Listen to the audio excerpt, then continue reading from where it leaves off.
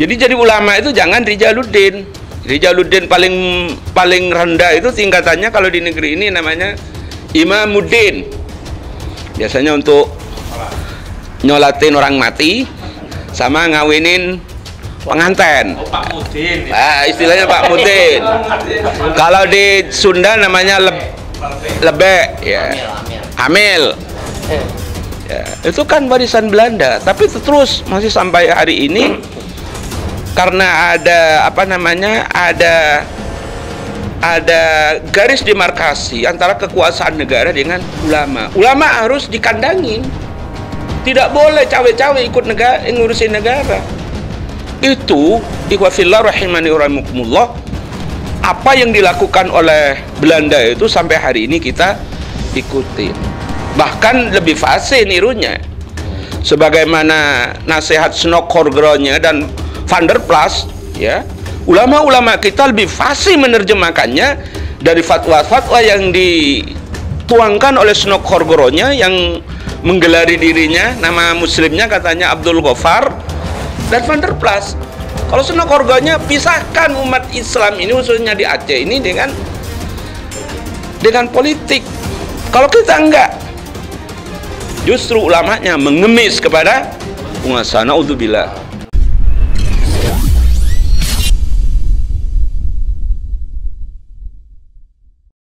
Bismillahirrahmanirrahim. Assalamualaikum warahmatullahi wabarakatuh.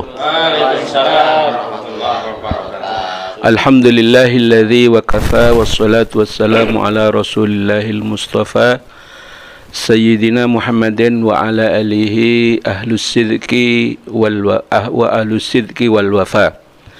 Amma ba'du, qala Allah ta'ala a'udzu billahi minasyaitonir rajim. Innama yakhsyallaha min ibadihil ulama. Ikhwani wa hibai rahimani wa rahimakumullah. Kalau tadi disebutkan selamat malam, ya. Mungkin kita pindahkan dengan Lailah Mubarakah. Malam ini adalah malam yang penuh dengan keberkahan. Ya. Walaupun tema dan topik kita malam ini ngeri-ngeri sedap. Ya. Ngeri-ngeri sedap karena tidak kebayang di benak kita angka 8 triliun. 8 triliun itu nggak kebayang seperti apa. Kalau dibeliin cendol dapat berapa itu?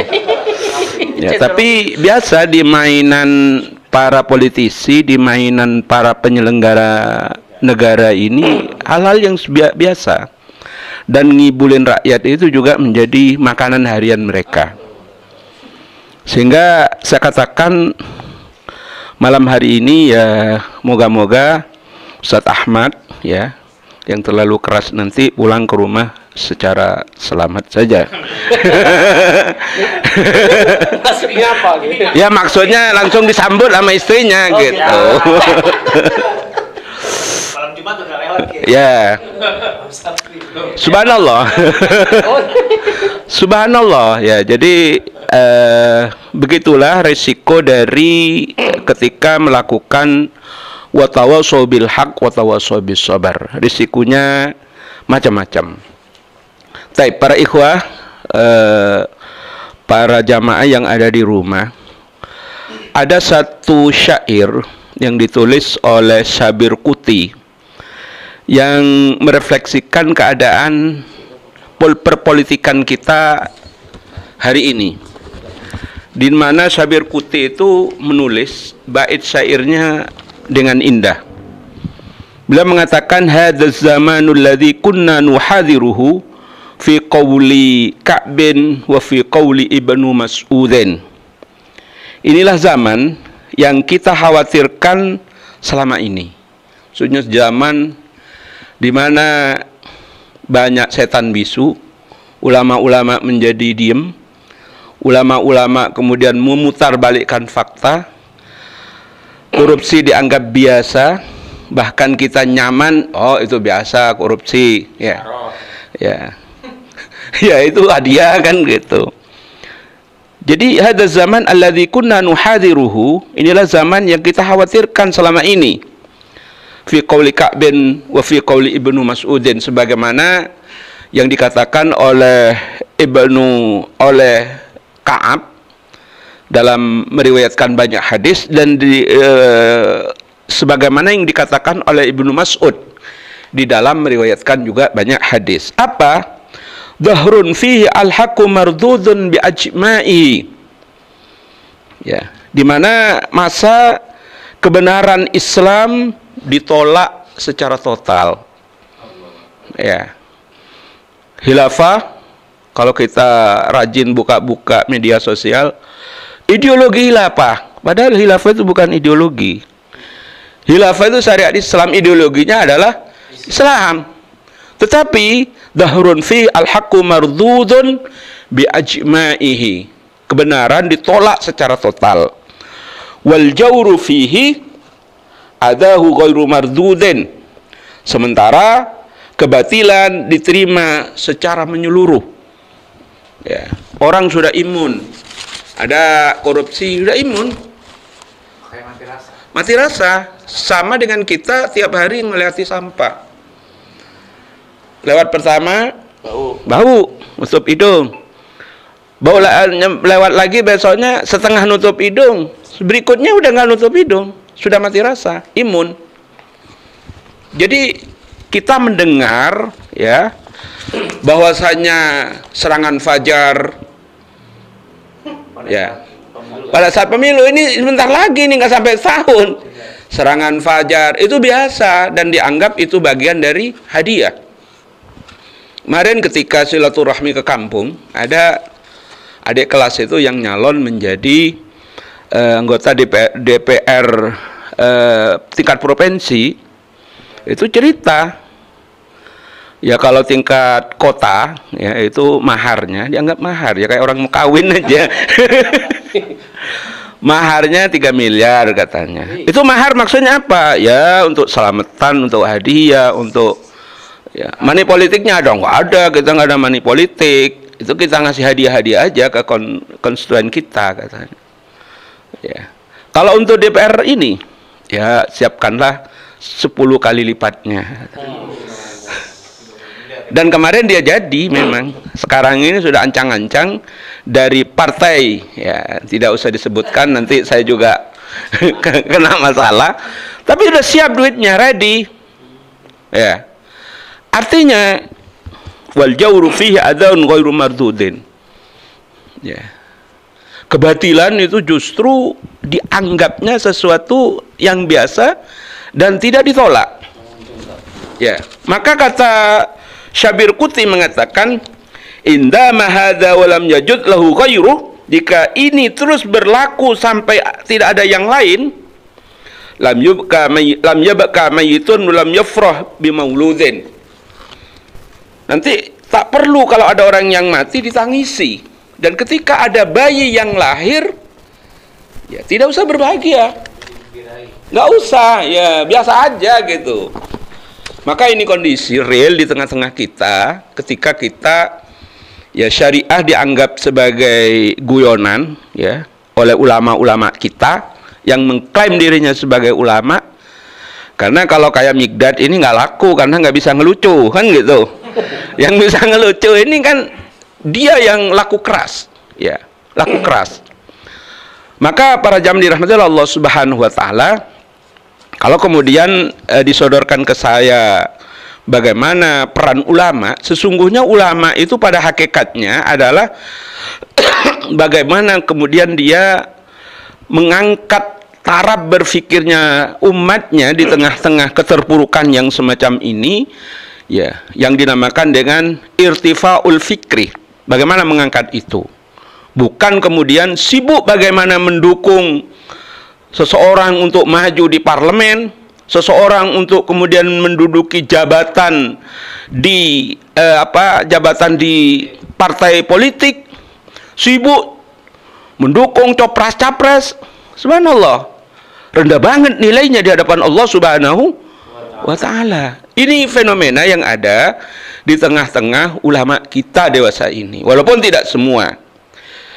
Sehingga Rasulullah Shallallahu Alaihi Wasallam mengatakan, ya, ulama-ulama yang kebetulan dititipi oleh Allah Subhanahu Wa Taala kemampuan untuk memahami teks-teks Al-Quran, teks-teks hadis, kemudian melakukan manipulasi seperti itu, dikategorikan oleh Rasulullah Shallallahu Alaihi Wasallam dengan kategori ulama usu, ulama yang buruk, ulama yang jelek.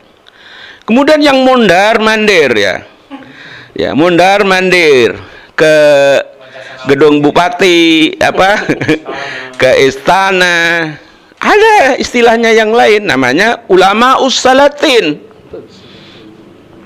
ulama yang ada dan hidup di ketiaknya para penguasa. Naudzubillah min dzalik. Maka sesungguhnya para jamaah dirahmati Allah Subhanahu Wa Taala, menyimak kemudian fenomena yang ada di tengah-tengah kita hari ini, ya, saya tidak mania banget berkaitan dengan media sosial, tapi paling tidak dengar kabar bahwasanya karena kebingungannya Pok Mega, ya Pok Mega, apa namanya, siapa yang enggak, saya nggak mau ngomong itu. Pok Mega itu katanya mau mengusung calonnya baca wapresnya Ganjar itu adalah Nasaruddin Umar. Ya, ini saya juga baca di salah satu media sosial. Siapa Nasaruddin Umar? Sekarang ini menjabat sebagai imam besar Masjid Istiqlal. Mungkin memori ketika ngusung Jokowi dengan Ma'ruf Amin ingin diulang kembali. CLBK, cinta lama belum kelar, ya. Astagfirullahaladzim, ya. Itu fenomena yang ada di tengah-tengah. Jadi orang yang mempunyai label ulama hanya dimanfaatkan semacam itu. Terlepas kita tahu ketokohan Nasaruddin itu seperti apa, ya dia kan juga nggak jelas-jelas amat atau amat tidak jelas sebagai representasi umat Islam. Juga, ya, kita juga miris mendengar celotehan Yusuf Hamka ketika Haritanu Sudibyo, ya, ketika Haritanu Sudibyo mengatakan bahwasanya warga Tionghoa akan mencoblos atau akan ikut pilihan Jokowi. Yang ditaksir warga Tionghoa itu ada 7 juta katanya. Kemudian disamber sama si Yusuf Hamka. Memang kapan saya pernah ngasih mandat sama dia, katanya. Artinya cara berpikir para politisi kita itu sudah, aduh ya Allah ya Karim. Wal jawru, ya kata syair tadi itu, sementara kebatilan itu sudah tidak ada yang menolaknya. Andai pun ada orang yang menolaknya, kata sebagaimana Yusuf Hamka tadi, ya dianggap dia tidak populer. Ya.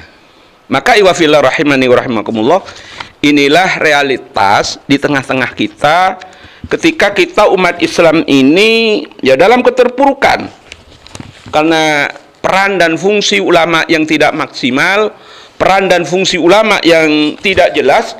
Maka kita melihatnya ikhwafillah rahimani wa rahimakumullah, bukan kemudian ulama ini menjadi orang yang memberikan fatwa, justru ulama hanya menjadi stempel.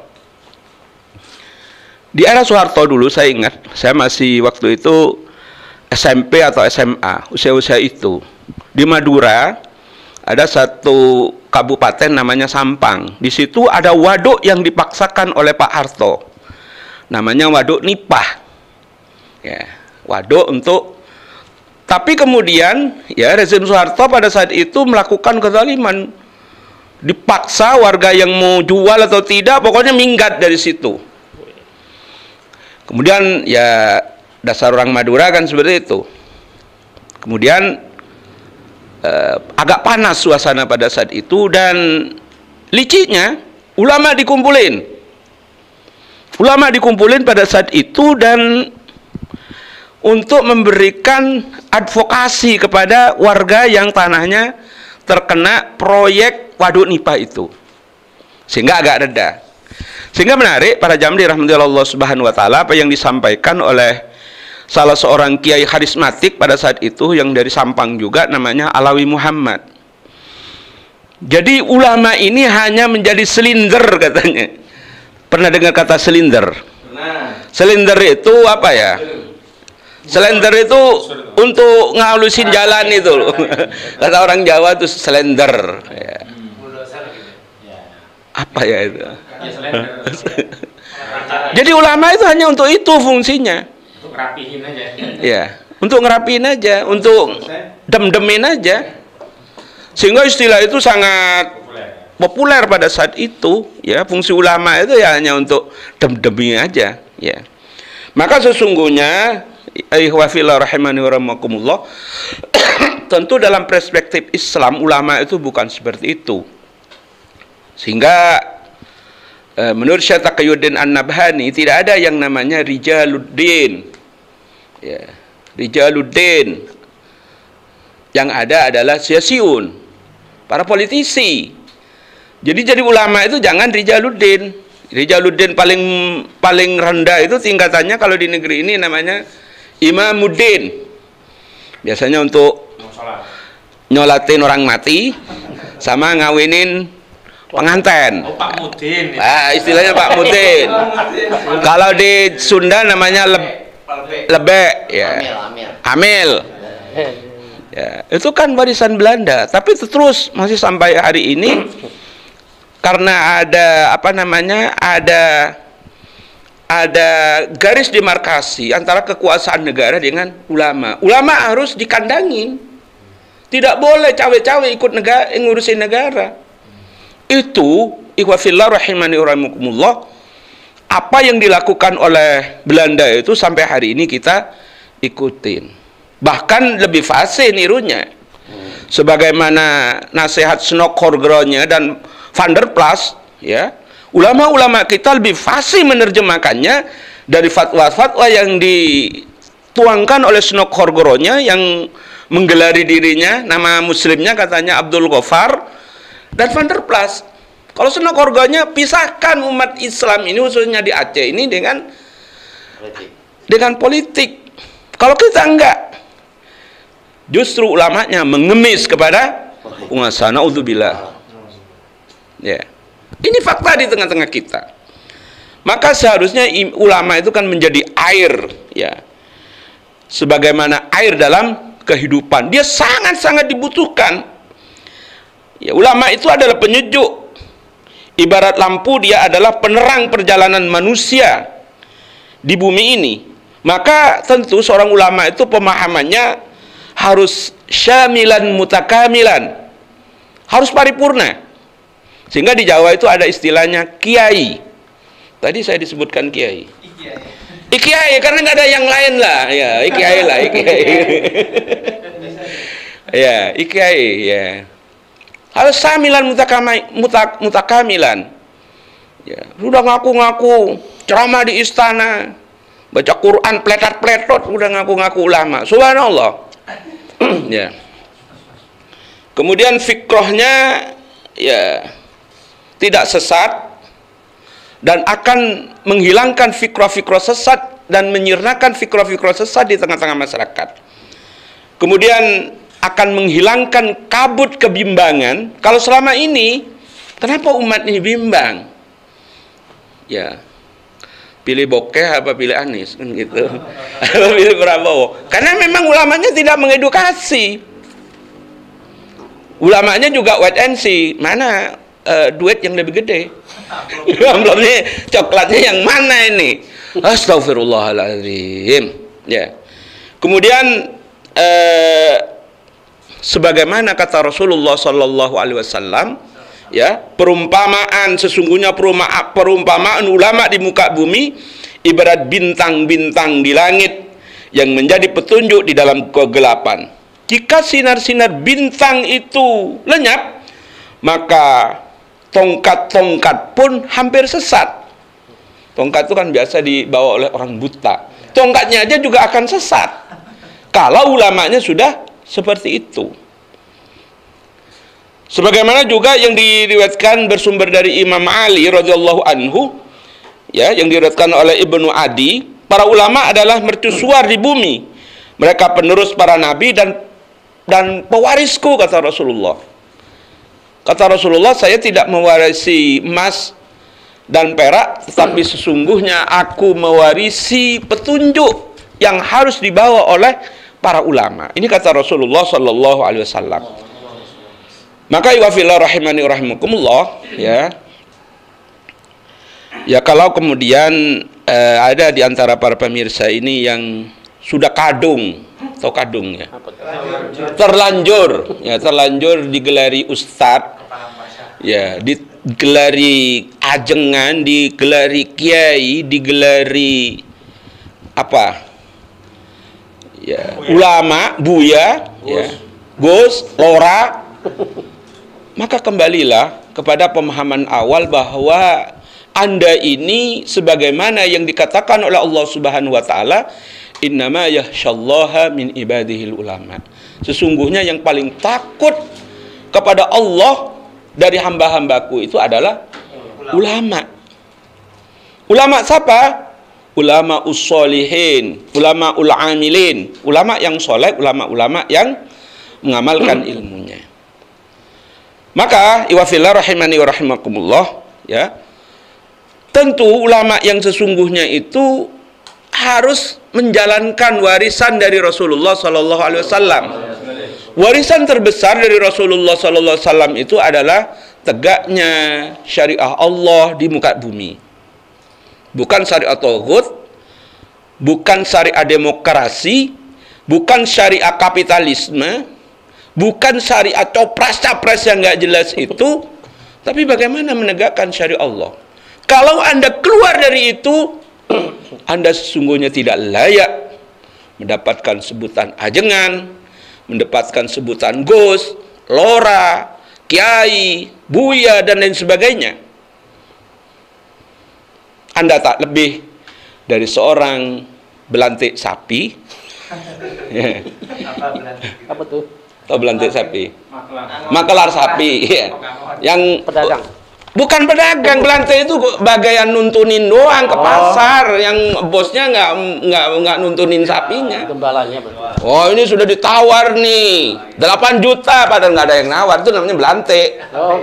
Jadi ulama kita ini banyak hanya menjadi belantik, maklar. Subhanallah. Jadi mohon jangan tersinggung, saya menyampaikan kebenaran ini. Ya, bagi rekan-rekan yang kemudian sudah digelari oleh umatnya dengan gelar-gelar itu. Dan yang terakhir, saya nggak panjang-panjang, ya. Terakhir penutup ini ya. Ya, penutup, ya. Yang terakhir, bahwasannya Anda akan dikenang, ya, ketika Anda ini diwafatkan oleh Allah Subhanahu wa taala, kalau Anda ini dalam kesalehan. Ya. Kesalehan apa? Kesalehan semuanya, termasuk dalam kesalehan berpolitik. Ya. Maka ketika Anda hanya menjadi calo, menjadi belantik, menjadi maklar, subhanallah, betapa hinanya dunia bagi Anda. Maka tentu bagi kita dan seluruh para pemirsa yang ada di rumah, ya, saya katakan ini sebagai wasiat takwa bagi kita semua. Dan tentu ke depan, karena ini adalah tahun-tahun politik di mana semuanya serba dinamis, bagi Anda yang kemudian berharap-harap cuan nanti, ya, ingat satu sabda Rasulullah sallallahu alaihi wasallam yang mengatakan bahwasanya ar-rasi wal murtasi finar. Penyogok dan yang disogok itu adalah di neraka. Yang menerima serangan fajar dan yang memberikan serangan fajar besok kumpul di neraka jahanam. Takbir. Allahu Akbar.